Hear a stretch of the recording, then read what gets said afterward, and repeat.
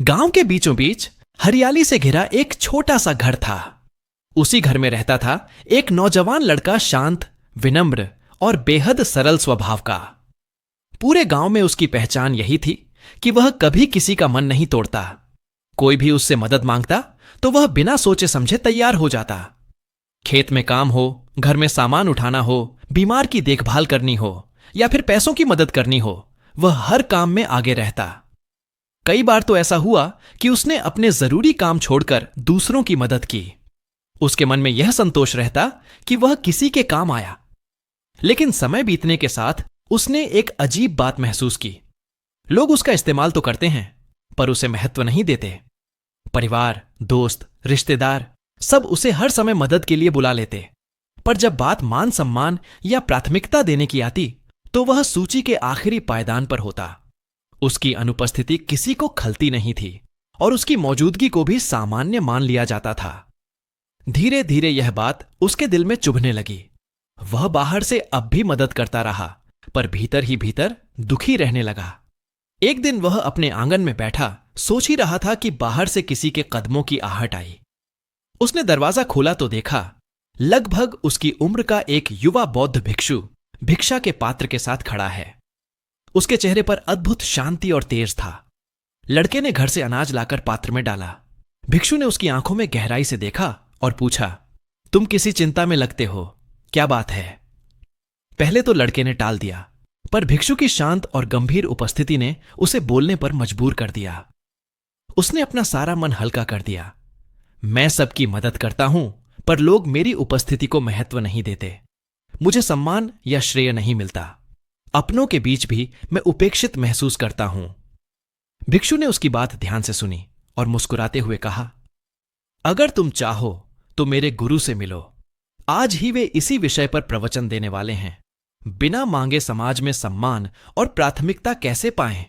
लड़का तुरंत तैयार हो गया। आश्रम पहुंचते ही दोनों सभा में जा बैठे। थोड़ी देर में गुरु आए, योग, ध्यान और मनोविज्ञान के विशेषज्ञ। उन्होंने मौन के बाद कहना शुरू किया, क्या आप कभी ऐसी स्थिति में रहे हैं जहां आपको लगा कि आप दूसरों के लिए प्राथमिकता नहीं हैं? क्या आपने मेहनत की हो, सही दिशा में काम किया हो और फिर भी श्रेय किसी और को मिला हो? ऐसे क्षण कठिन होते हैं, खासकर जब ऐसा अपने ही लोग करें। गुरु रुके, फिर बोले, हम किसी से सम्मान की उम्मीद रखें, यह हमारे नियंत्रण में नहीं है, पर हम अपने आचरण और व्यक्तित्व से यह सुनिश्चित कर सकते हैं कि लोग हमें प्राथमिकता दें। आज मैं आपको 9 नियम बताऊंगा। अगर इन्हें अपनाओगे तो बिना मांगे सम्मान और प्राथमिकता पाओगे। नियम 1, खुद को खोने का डर पैदा करो। लोग नई चीज पाने से ज्यादा अपने पास की चीज खोने से डरते हैं। अगर चाहते हो कि लोग तुम्हें महत्व दें, तो उन्हें यह एहसास कराओ कि तुम्हारे बिना उनकी जिंदगी अधूरी है। भावनात्मक दूरी बनाओ, हर बात साझा मत करो। समय दूसरों को भी दो ताकि उन्हें महसूस हो कि तुम्हें खोना आसान नहीं। नियम 2, अपनी उपस्थिति सीमित करो। जो चीज हर समय उपलब्ध हो उसकी कीमत घट जाती है। हर जगह हर वक्त मत पहुंचो। जब सही समय पर उपस्थित रहोगे तो लोग तुम्हारी उपस्थिति का इंतजार करेंगे। नियम 3, व्यक्तित्व में रहस्य रखो। अपने बारे में सब कुछ तुरंत मत बताओ। थोड़ी अनजानियत लोगों को आकर्षित करती है। जब वे तुम्हारे बारे में जानने को उत्सुक रहेंगे, तब तुम्हारा महत्व उनके मन में बढ़ेगा। नियम 4, लोगों को तुम में निवेश करने दो, चाहे समय हो, भावनाएं हो या प्रयास। जब लोग तुम में निवेश करेंगे तो वे तुम्हें महत्व देंगे, पर ध्यान रहे, झूठी उम्मीदें मत दो। नियम 5, खुद को और अपनी जरूरतों को प्राथमिकता दो। यह स्वार्थ नहीं, आत्मसम्मान है। उन लोगों के बीच रहो जो तुम्हें सच में महत्व दें। नियम 6, किसी को जीवन का केंद्र मत बनाओ। अगर तुम्हारी खुशी किसी एक इंसान की बात या ध्यान पर टिकी है, तो तुमने अपनी चाबी उसके हाथ में दे दी।